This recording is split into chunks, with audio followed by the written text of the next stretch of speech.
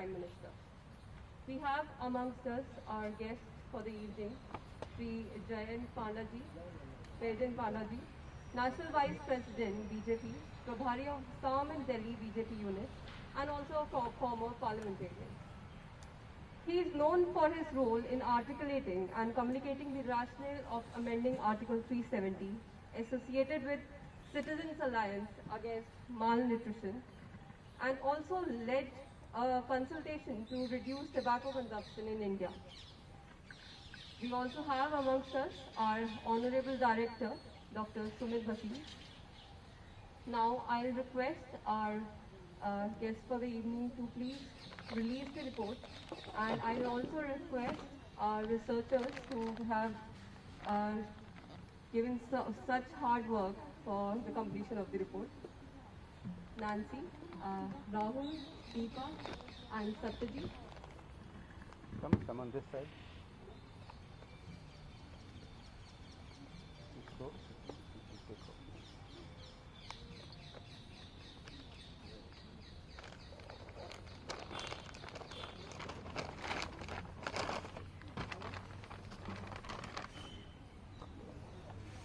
अरे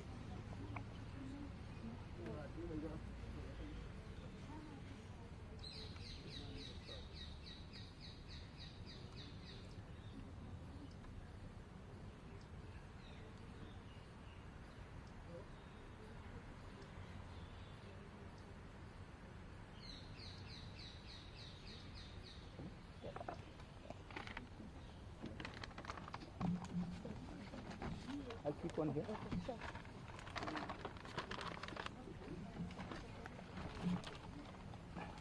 I know that you might be eagerly waiting to hear a few words from our guest today. So without any further delay, first of all, I'll request Sumit sir to give the opening remarks, followed by Jay Pandaji. Thank you. Thanks, Avli. Welcome all friends. I also take the opportunity to welcome Jayant Pandaji on the premises of Public Policy Research Center. It's a pleasure having you here, sir. I would like to introduce you with the contents of the report. We all know today Modi has completed 20 years of selfless service while serving 13 years as a Chief Minister and 7 years as a Prime Minister. We have tried to compile major decisions that have been taken during his tenure, both as the Chief Minister as well as the Prime Minister of the country. It will be very unfair to sum everything in one single report, because the amount of work and the impact it has created is enormous. Every one of you know that a lot of studies which we did during the last 6-7 years on the various schemes, be it Ayushman Bharat, be it Mudra Yojana, be it Subhagya, be it Ujjwala Yojana, be it the impact of demonetization, impact of the post Pathankot attack, whatever the decisions those were taken. So all these studies were done, even the cleanliness drive.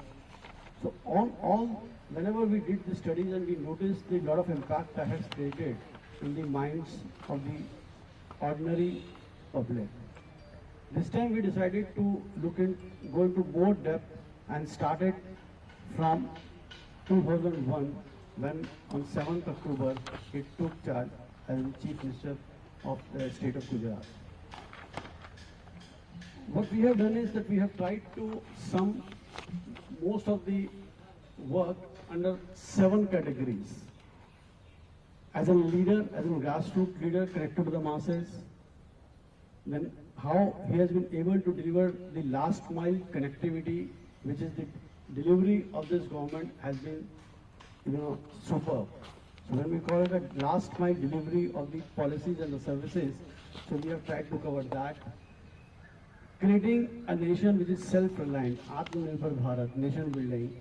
So we have tried to have a chapter in that regard. Then empowering citizens by giving them the opportunities, that's one chapter.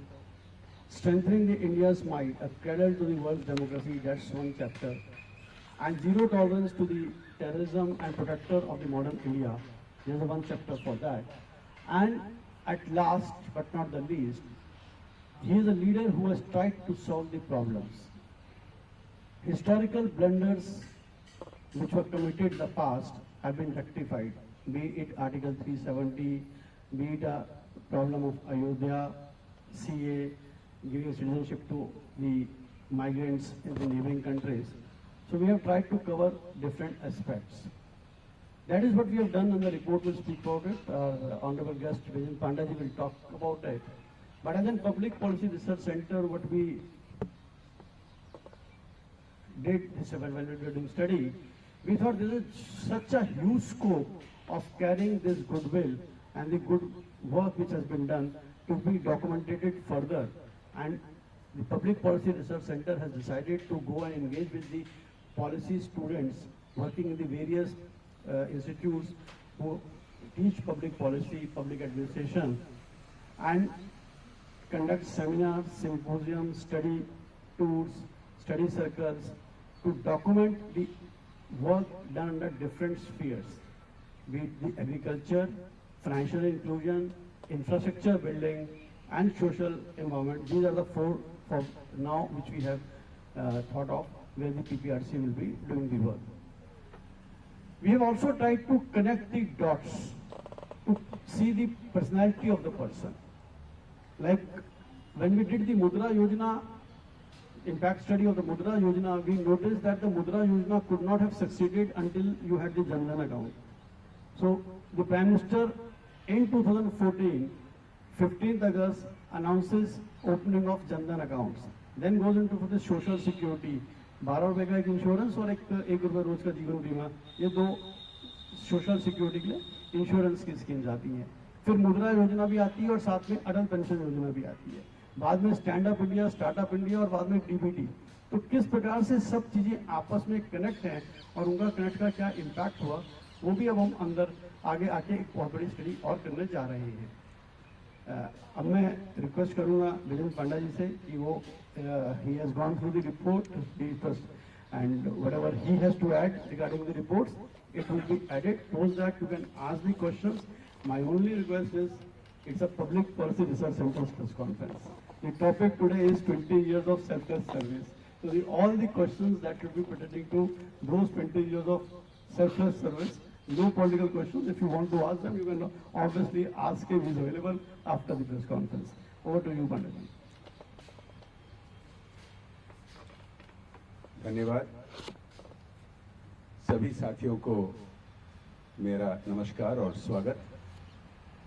आज हम PPRC के द्वारा आयोजित ये press conference में जो भाग ले रहे हैं, मैं कहना चाहूँगा कि पीपीआरसी अपनी एक ट्रैक रिकॉर्ड बना चुकी है. We have been referring to PPRC reports for quite some time now, and we find them very useful in the quality of the research and the ability to bring out important facts, important perspectives. आज हम जिस अवसर पर यहाँ इकट्ठे हुए हैं, भारत के सम्मानीय प्रधानमंत्री नरेंद्र मोदी जी अभी 20 वर्ष कंप्लीट कर चुके हैं पब्लिक लाइफ में. From the day he became Chief Minister in Gujarat, he has continuously held public office, continuing through as Prime Minister. और इन 20 वर्षों में इन्होंने जिस तरह का बदलाव ला पाए हैं, I would use one word for Modi ji's contributions to governance in these 20 years of public life, and that one word is transformational. Now, words like these people claim all the time, but I would urge you, all friends here, to kindly go through this important report that PPRC has brought out. It backs up with facts and figures the transformational nature of the Modi government in Gujarat and in India. I would like to cite just a few examples from this tenure. to back up this claim that we are making, which is backed up with facts, figures, and statistics. Starting right from 2001, when Gujarat suffered from massive earthquakes, the rebuilding of Kutch and Bhuj in Gujarat laid the groundwork for similar kind of recovery and rehabilitation work 20 years later in dealing with the COVID-19 pandemic. If you recall the devastation that happened due to those earthquakes, within a space of little more than 2 years, the Gujarat government under Chief Minister Modi ji at that time built 1,87,000 houses. They were constructed, and more than 9 lakh houses were repaired, amounting to 95% of the work that had been targeted being done in less than 3 consecutive years.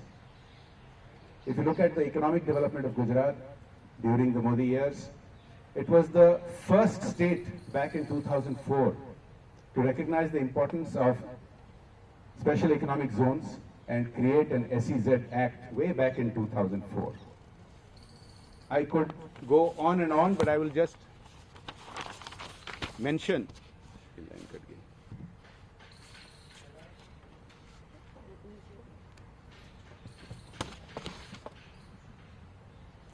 another example is Gujarat State Electricity Board, which when Modi ji became Chief Minister had losses of 2,500 crore rupees, which was turned around, and by 2010-11 it was making profits of more than 620 crore rupees.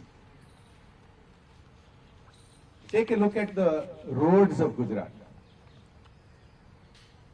The development has been recognized on a global scale. I'll give you specific statistics. This is as per a World Bank assessment, something called the IRI, the International Roughness Index, that in per kilometer of road, how many meters are rough or not proper. जितने कम होते हैं उतना बेहतर. So before 2000, this varied from 6 meters to 20 meters of rough or bad road per kilometer. This has dropped to less than 4 meters per kilometer by 2013. These are figures from a World Bank study. And I can go on and on. These are just some of the highlights. The digital outreach to rural households, the focus on PMAY, the Pradhan Mantri Awas Yojana, all that experience and success in transforming Gujarat has carried forward at the national level and beginning to make an impact, getting the attention on a global level.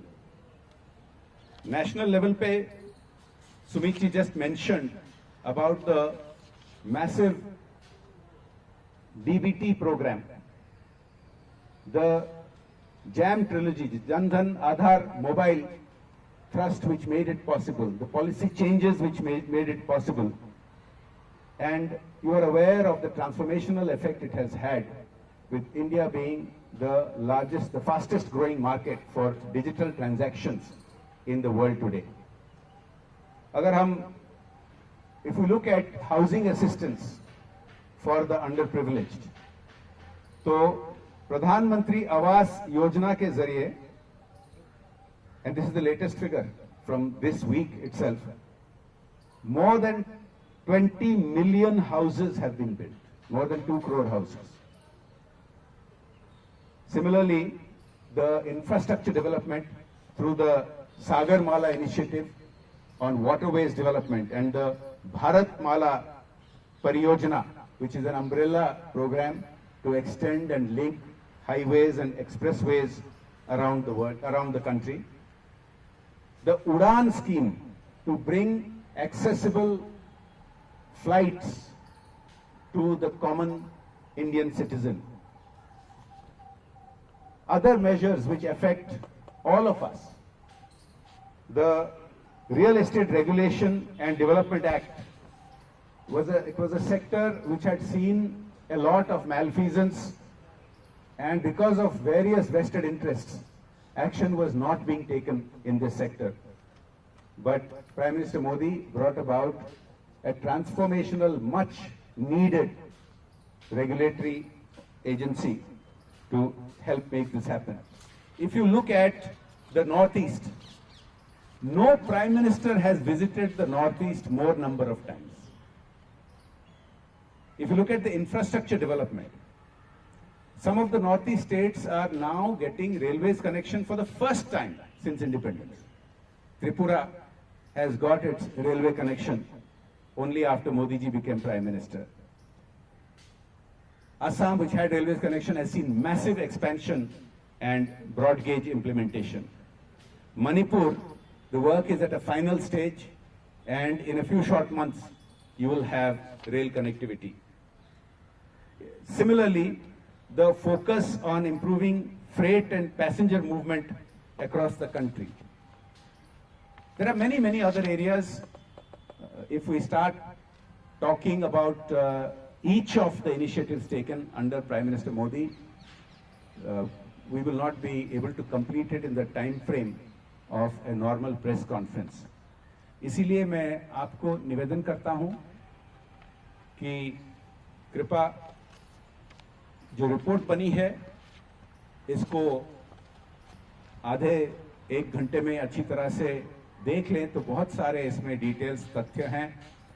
मैं request करूंगा आपको कि इसको देखने के लिए. India has seen these kind of transformational policies which had been dreamed of by all sections of Indians for many decades, whether it is middle class Indians who wanted to see some of these policies put into place, whether it is hundreds of millions of Indians scattered throughout the nation who needed help having a roof over their heads, or who needed help in weeding out the leakage and the corruption in the earlier implementation of government schemes. You are all aware that back in the 1980s, the then Prime Minister pointed out that out of every rupee that was being spent by the government, only 15 paisa used to reach the people. That has been completely, dramatically changed just within a few short years by the use of DBT, by the use of targeting subsidies for the truly needy. The way the Prime Minister appealed and got millions of Indians to voluntarily surrender the subsidies that they were getting, which they did not need, but poorer people were waiting in line for cooking gas and for many other such schemes. These have all led to transformational governance of India. I could go on and on about the steps taken on the defense front. On a symbolic basis, the war memorial that was long pending has been built. But on a more substantive basis, we have faced cross-border terrorism from across the border by state-sponsored terrorist organizations, which for decades an attitude had developed in India that we cannot face up to them, that we have to live with that. But that has changed. With dramatic policy decisions being taken, there has been a very substantive change in the last few years in dealing with the terrorist threat. If you look at the kind of situation we used to face in Jammu and Kashmir with some of these secessionist organizations arranging for stone pelting on a weekly basis, when was the last time you heard about it? That has stopped. Yes, terrorists do occasionally keep attacking, and we have had terrible tragedy in the last couple of days, but overall there has been a dramatic transformation in managing such threats.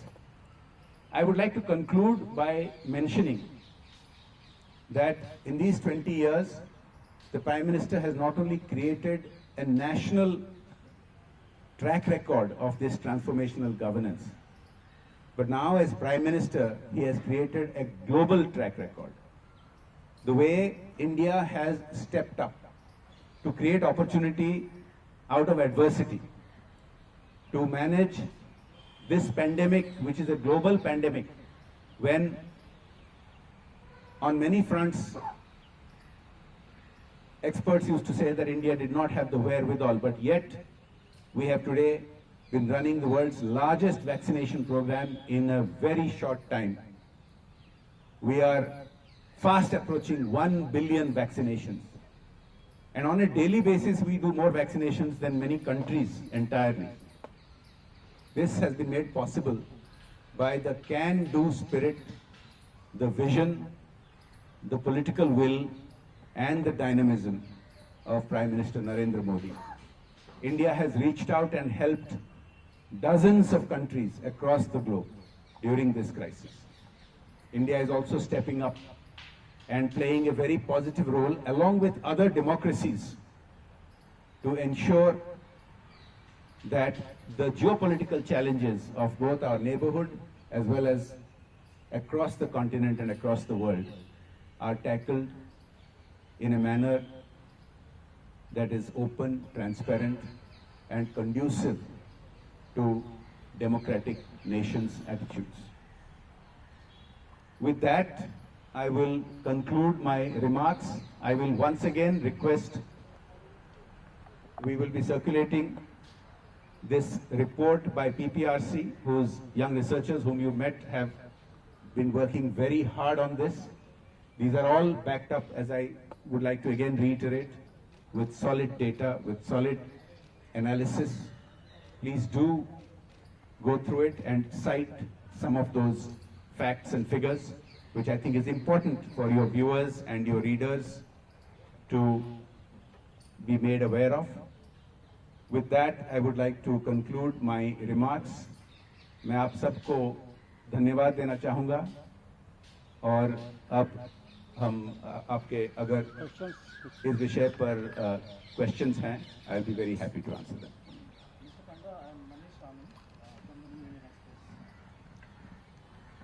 How do you measure Prime Minister Narendra Modi on democratic quotient, given the kind of political confrontation that we have seen even in the parliament, as you may also have seen in his last seven years of India?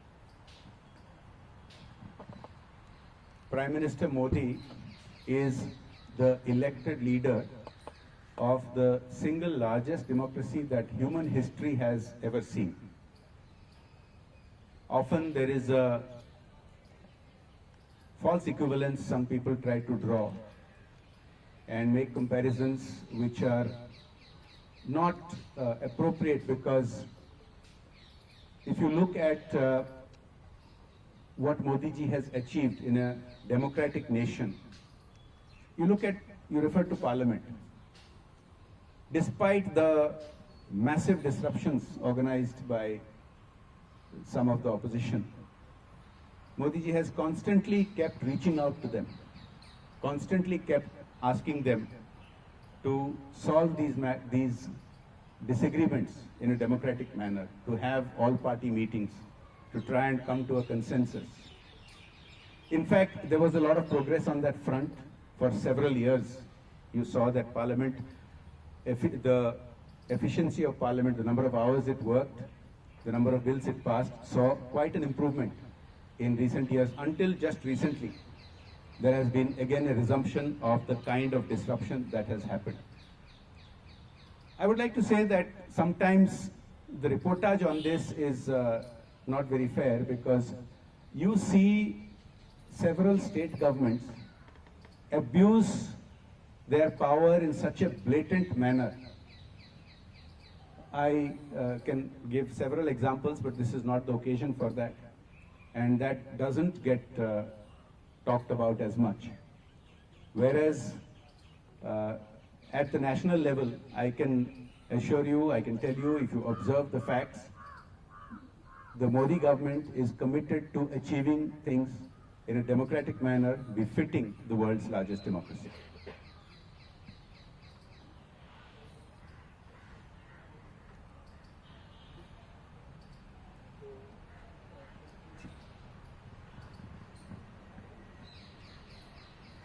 This is Kunal from PTI. I have a very small question, sir. How much time was spent over this project, sir, this report that was prepared?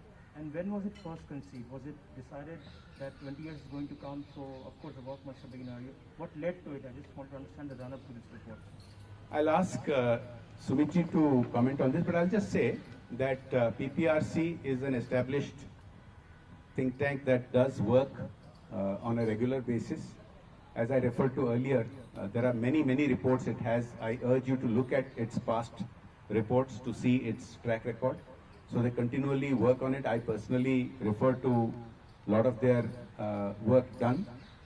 I have also participated in the launch of one of their earlier reports a few months ago. I'll ask Sumitji to give, they have a full-time staff of qualified researchers whom you just saw. And of course, it was a known thing that Modi ji would complete 20 years in public life today, which is also a very auspicious day with the beginning of the Navratras. So some work had started some time ago. I'll request Sumiti to talk about this. Coming to your answer, see, the work started about 6 months back. Because the PPRC, when we work in a way wherein we have a long-term projects which we do, and then there are some short-term projects which we do. So the long-term projects normally take about 5 to 6 months. So there are a lot of projects which we are doing it for which the reports will come next year. So this work started, I think the idea was conceived in the month of December, and the work started somewhere in beginning of February, but then the lockdown came, and in the post-lockdown it peaked. But coming to that, all this kind of work has been done since PPRC, was formed way back in 2010, 2011.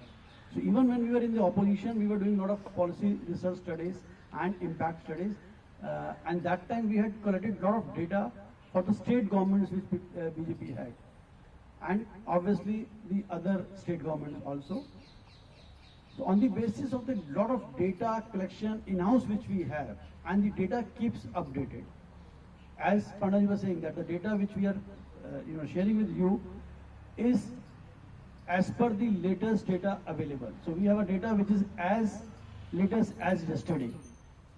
So that's the kind of regular dynamic update of the data that take place. And roughly about 7 researchers have worked on this project. So from February, if you take us, so then it will be easy for us to calculate the band days, and 7 researchers who are working full-time on this project. And as I said, it's a very brief 80-90 pages report that has come out. It's an encyclopedia. And obviously there is the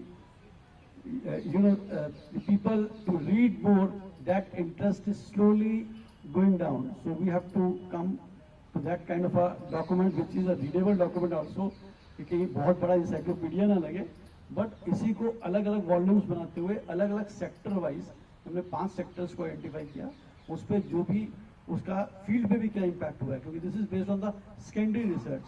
Now we will go and do the primary research impact study करके, उसके बाद comprehensive वो 5 documents अलग भी हम लोग निकालने वाले हैं.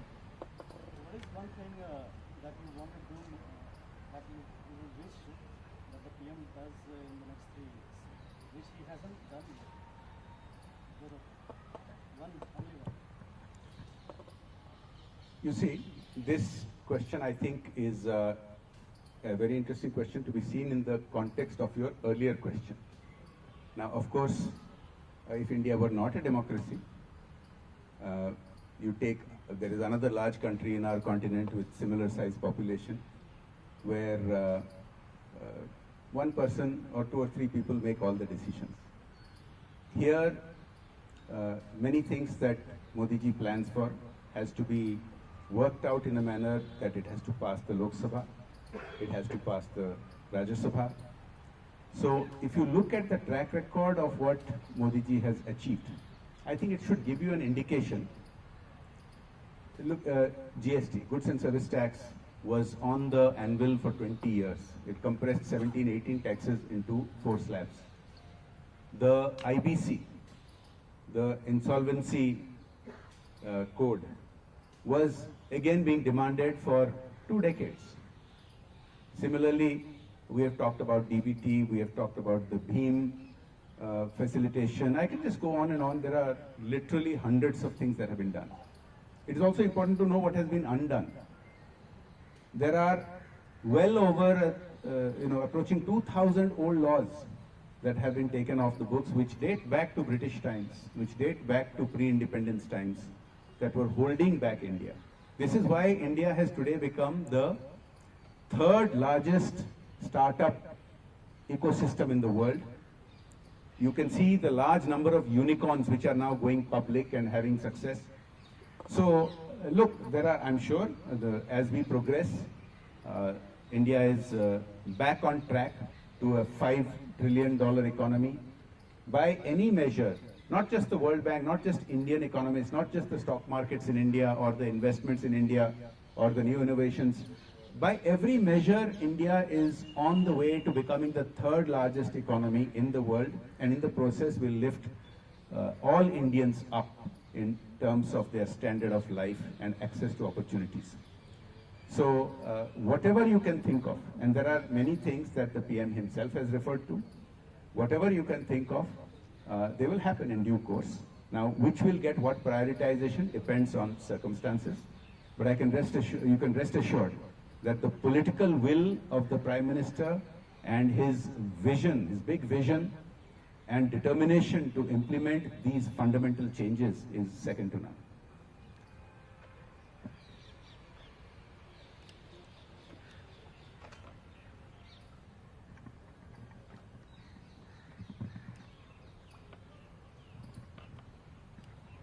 Sir, what PPRC is going to recommend to PM for 21st year, 22nd year, 23rd years, based on that 20 years of your very good research? And second thing,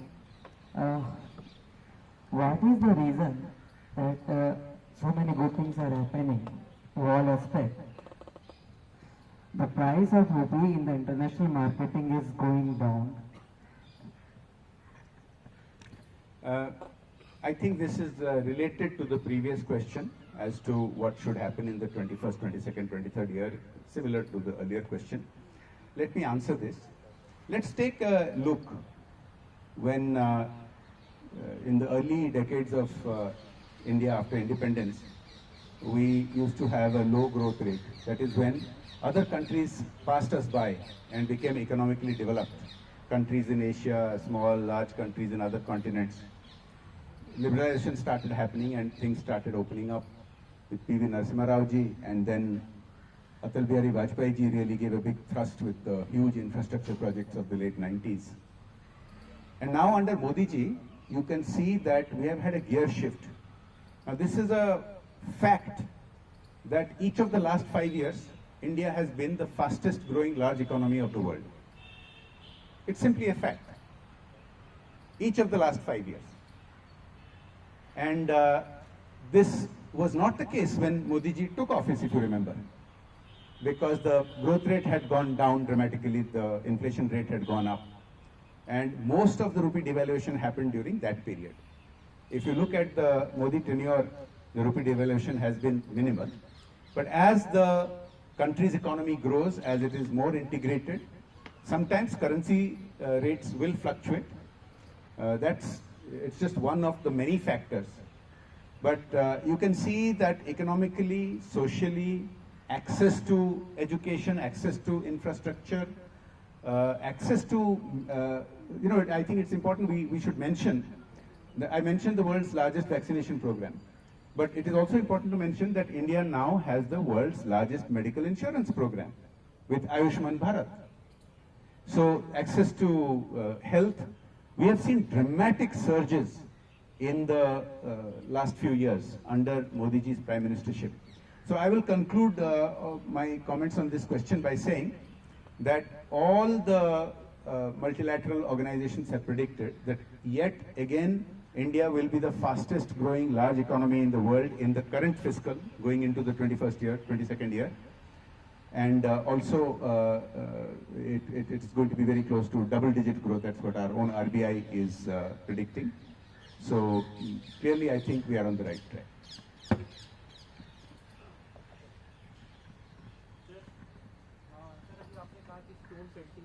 जो है कश्मीर में कम हुई है, आतंकवाद कम हुआ है, लेकिन पिछले 3 दिनों में हम देखेंगे 5 जो हत्याएं हुई हैं, नॉन मुस्लिम से लोगों की हत्या हुई है, इसे कैसे देखते हैं?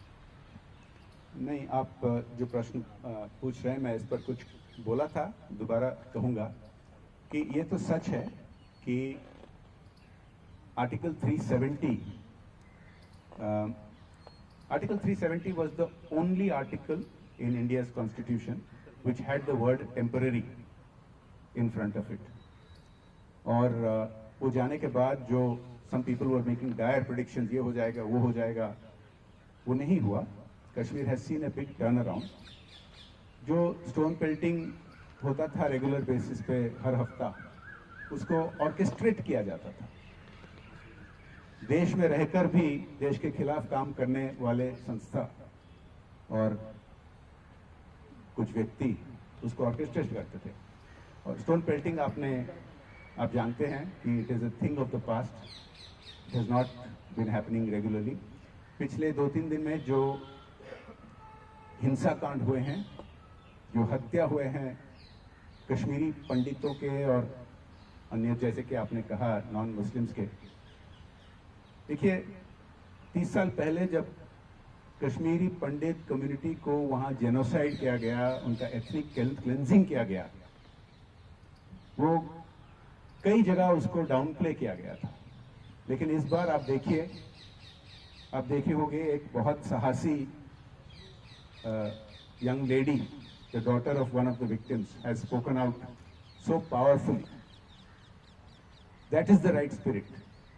Neither the Kashmiri Pandit community nor others from India who were there and got killed, none of them are cowed down by this. Everybody is clear that this is a different India, this is a new India. And I can assure you, the people who have perpetrated these outrageous violence and murders in the last 2-3 days, and their sponsors in other countries, they will pay dearly for it.